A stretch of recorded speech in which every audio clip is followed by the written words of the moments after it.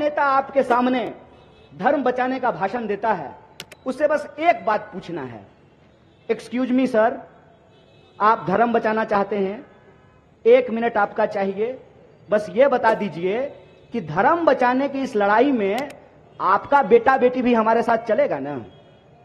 समझे बात को? कि ऐसा तो नहीं होगा कि धर्म बचाने की जिम्मेवारी हमारी और ऑक्सफोर्ड कैम्ब्रिज में पढ़ने की जिम्मेवारी आपके बाल बच्चों की। अगर धर्म बचाना है तो सब मिलकर के बचाएंगे। ऐसा तो नहीं होगा ना कि हम लोग धर्म बचाएंगे और जो है डिप्टी सीएम साहब की पत्नी जो है वो इंस्टाग्राम पे रील बनाएंगी। जब हार से बौखलाहट होती है तो इस प्रकार के हमले किए जाते हैं। इन हमलों से कांग्रेस वालों की, कन्हैया कुमार जैसे नेताओं की, महिलाओं के प्रति मानसिकता इससे हमारे सामने आती है। कांग्रेस नेता कन्हैया कुमार ने गुरुवार को महाराष्ट्र के नागपुर में महाराष्ट्र के उप मुख्यमंत्री देवेंद्र फडणवीस के धर्म युद्ध वाले बयान का जवाब दिया। उन्होंने कहा कि जो नेता धर्म बचाने की बात कहे उससे पूछिए कि ऐसा तो नहीं होगा ना कि धर्म बचाने की जिम्मेदारी हमारी होगी और ऑक्सफोर्ड कैम्ब्रिज में पढ़ने की जिम्मेदारी आपके बच्चों की होगी। अगर धर्म बचाना है तो सब मिलकर बचाएंगे। ऐसा तो नहीं होगा ना कि हम धर्म बचाएंगे और उप मुख्यमंत्री की पत्नी इंस्टाग्राम पर रील बनाएंगी। दरअसल देवेंद्र फडणवीस ने 9 नवंबर को औरंगाबाद में कहा था कि राज्य में अब वोट जिहाद शुरू हो गया है। अगर वे वोट जिहाद कर रहे हैं तो हमें धर्म युद्ध के लिए तैयार रहना चाहिए। जिसके जवाब में कन्हैया कुमार ने भाषण में कहा था कि इस देश का नागरिक होने के नाते लोकतंत्र को बचाना हमारा धर्म है। जिस लोकतंत्र के चलते आज मैं यहाँ खड़े होकर भाषण दे रहा हूँ उसकी रक्षा करना मेरा धर्म है। अगर यह धार्मिक युद्ध है और धर्म की रक्षा दांव पर है तो जो भी नेता आपके सामने धर्म बचाने की बात कहता है उस नेता से एक सवाल पूछिए कि एक्सक्यूज मी सर, आप धर्म बचाना चाहते हैं, बस एक बात बता दीजिए, इस धर्म बचाने की लड़ाई में आपके बेटा बेटी भी हमारे साथ चलेंगे ना? ऐसा तो नहीं होगा कि धर्म बचाने की जिम्मेदारी हमारी और ऑक्सफोर्ड कैम्ब्रिज में पढ़ने की जिम्मेदारी आपके बच्चों की हो।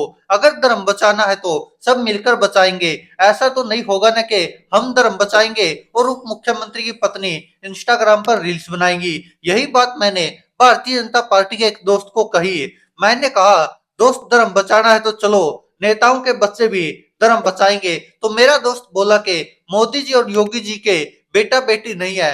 मैंने कहा, भतीजा है ना, वो चलेगा ना हमारे साथ धर्म बचाने के लिए। हम इस होशियारी को समझने लगे हैं। बाबा साहेब भीमराव अंबेडकर ने कहा था कि संगठित हो, शिक्षित हो, संघर्ष करो। हमने आपका नमक खाया है, आपके टैक्स के पैसे से हमने पढ़ाई की है, आंख फोड़कर हमने पीएचडी की है। अब हमको ये सियासत समझ में आती है, ये खेल समझ में आता है। उनके बच्चे बीसीसीआई में आईपीएल में टीम बना रहे हैं और हमें ड्रीम 11 पर टीम बनाने को कहा जा रहा है। क्रिकेटर बनने के सपने दिखा के जुआरी बना दिया। अब हमें समझ में आ रहा है कि देश में क्या चल रहा है। चल ये रहा है कि हम भारत के लोग बहुत भावुक होते हैं। हमारी भावनाओं को भड़का के, हमारी भावनाओं का गलत इस्तेमाल करके हमसे हमारा अधिकार छीना जा रहा है। वहीं महाराष्ट्र के उप मुख्यमंत्री देवेंद्र फडणवीस के धर्म युद्ध वाले बयान पर ओवैसी ने भी 10 नवंबर को छत्रपति संभाजी नगर में एक जनसभा में कहा था कि हमारे पूर्वजों ने अंग्रेजों के खिलाफ जिहाद किया और अब देवेंद्र फडणवीस हमें जिहाद के बारे में सिखा रहे हैं। नरेंद्र मोदी, अमित शाह और देवेंद्र फडणवीस मिलकर भी मुझसे बहस में जीत नहीं सकते। लोकतंत्र में वोट, जिहाद और धर्म युद्ध की बातें कहां से आ गई? आपने विधायकों को खरीदा तो क्या हम आपको चोर कहें? यहाँ देवेंद्र फडणवीस जिहाद की बात कर रहे हैं जबकि उनके आदर्श अंग्रेजों को प्रेम पत्र लिख रहे थे। जबकि हमारे स्वतंत्रता सेनानियों ने विदेशी हुक्मरानों से कभी समझौता नहीं किया। तो ये देख सकते हैं दोस्तों, भारतीय जनता पार्टी के नेता देवेंद्र फडणवीस ने जो दाव खेला था वो शायद उन पर ही उल्टा पड़ता जा रहा है और सभी विपक्षी दल देवेंद्र फडणवीस पर टिप्पणी कर रहे हैं। यहाँ तक के सार्वजनिक तौर पर अब देवेंद्र फडणवीस पर निजी अटैक भी करने लगे हैं विरोधी दल। और यही कारण है कि भारतीय जनता पार्टी के नेता जो भी बयान देते हैं उन पर कहीं ना कहीं उल्टा पड़ता दिखाई दे रहा है। दोस्तों, आप क्या कहते हैं इस पर अपनी राय कमेंट बॉक्स में जरूर दीजिएगा। धन्यवाद दोस्तों, देखते रहिए सच की आवाज।